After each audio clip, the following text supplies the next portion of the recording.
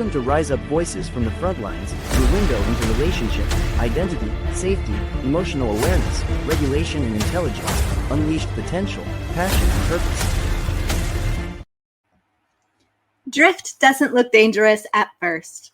Welcome back to Rise Up Voices from the Frontlines.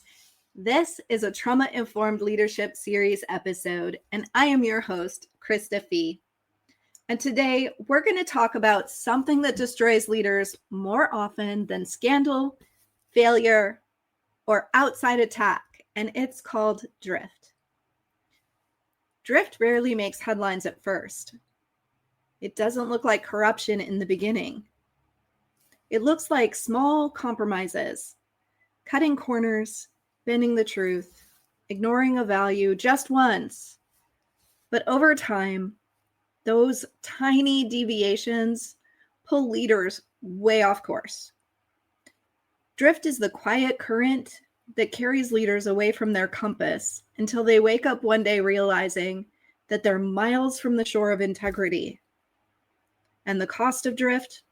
Well, it's always higher than the leader thought they would ever have to pay.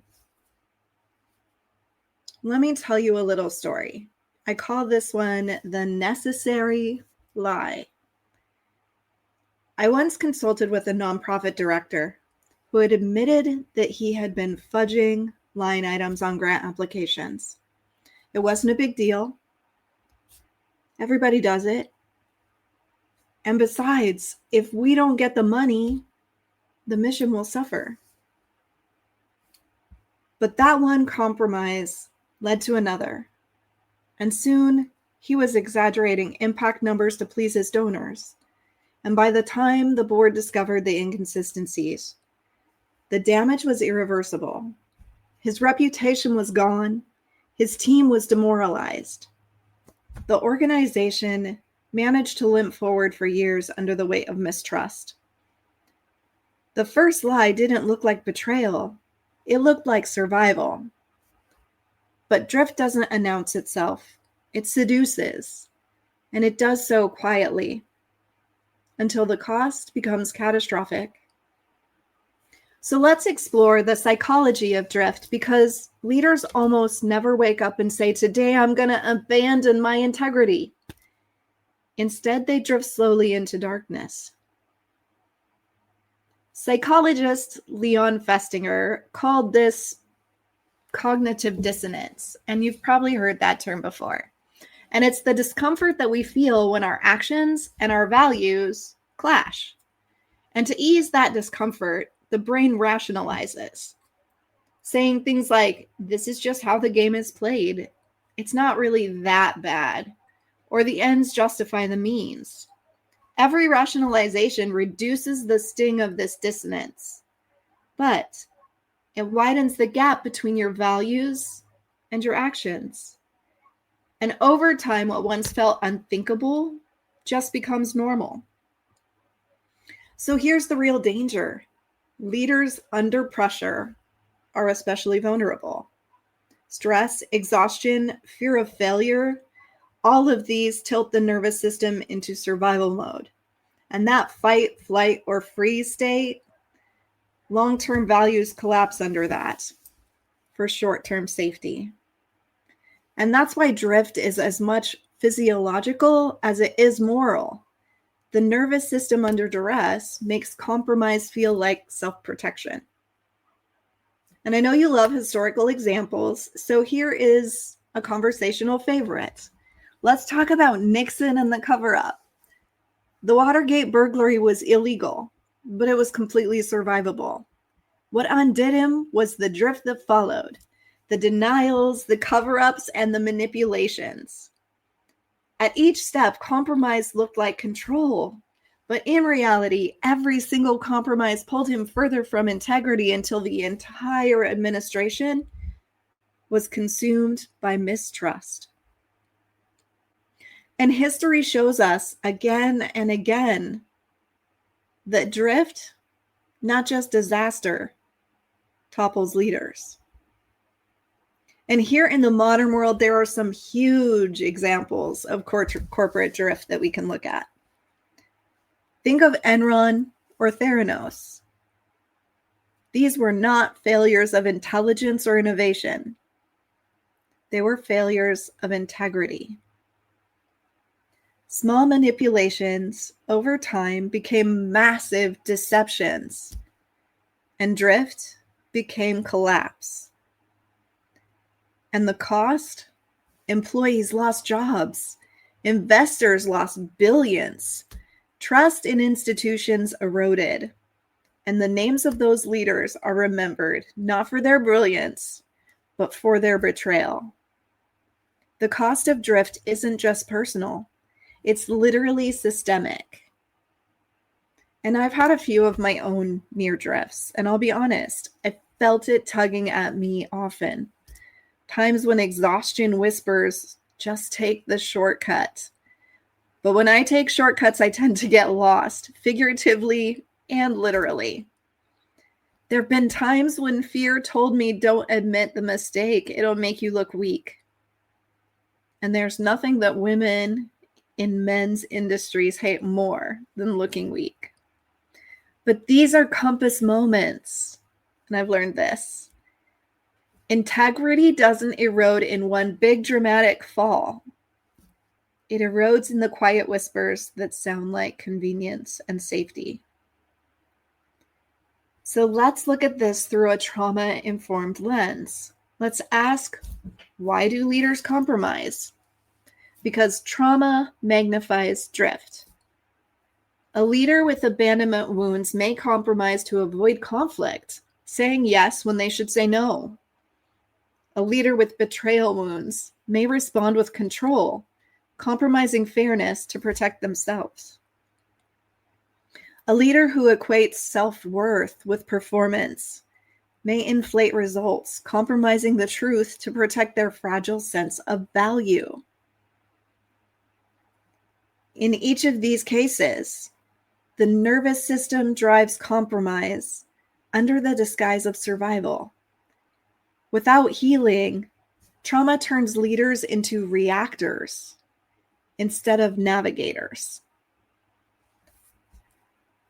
So let's take one more look at those false North Stars and discuss what happens when drift becomes destruction. Because here's a sobering truth. Some leaders drift not just into compromise, but into false North Stars. History gives us Hitler, Stalin, Pol Pot. They embodied discipline. They were charismatic, and no one can say they didn't have vision. But their compass was warped. Their integrity was alignment to destructive values. So this reminds us that integrity isn't just about alignment. It's about alignment tethered to dignity, truth, and restoration. Drift toward a false north still feels like direction, but it leads to devastation. And I want to tell you another story. This one probably closer to you.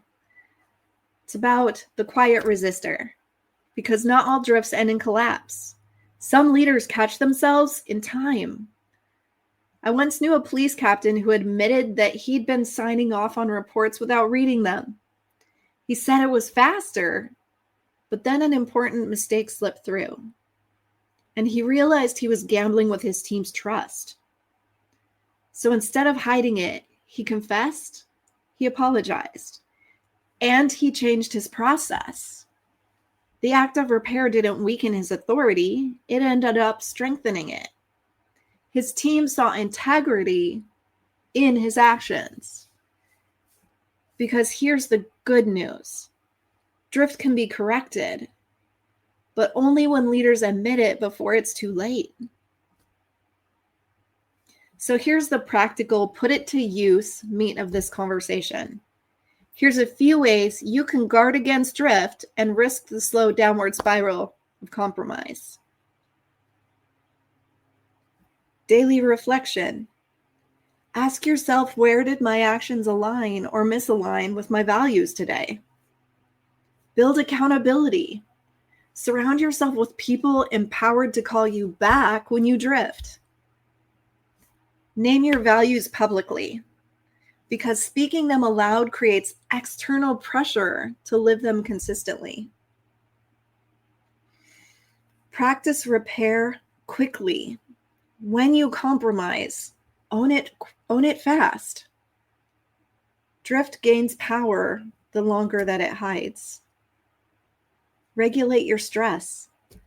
Healing trauma and practicing nervous system regulation reduces the pressure that tempts you into compromise. So here's a little bit of neuroscience insights. Integrity as regulation. Integrity isn't just moral, it is regulatory. When leaders stay congruent, their nervous systems signal safety. Your team will sense your steadiness, and trust grows. But when leaders drift, nervous systems sense danger. Even if no one can name it yet, distraction spreads, anxiety rises, trust begins to corrode. This is why integrity isn't a private matter. It's a public nervous system event. So here are just a few questions that you can ask yourself to go deeper into self-reflection. Where am I most tempted to drift right now? What rationalizations do I tell myself when I compromise? Who in my circle is close enough to notice if I start to drift? And who is bold enough to tell me? So here's an uncomfortable but undeniable truth. Drift never looks dangerous at first. It looks like survival. It looks like convenience. And it always costs more than you thought you'd ever have to pay. And the antidote to drift is not perfection. It's simply honesty. It's repair. It's returning again and again to your compass, your true north tethered to dignity, truth, and restoration. Because movements don't collapse when leaders make mistakes. They collapse when leaders drift too far from their compass to find their way back. So thank you for joining me on Rise Up Voices from the Front Lines. And this is our trauma-informed leadership series. If this episode resonates with you, share it forward with people you think can use this information. Because the more leaders learn to resist drift and live aligned, the more our communities can trust, heal, and rise up. And if you're ready to rise up and live and lead your life on fire, book a complimentary consult with me using the link in the show notes, or ask me to put together a custom training package for your organization, school, or convention. Become a Rise Up Hero sponsor to provide mental wellness and crisis response resources for those who serve country and community. Join us in the Rise Up movement today.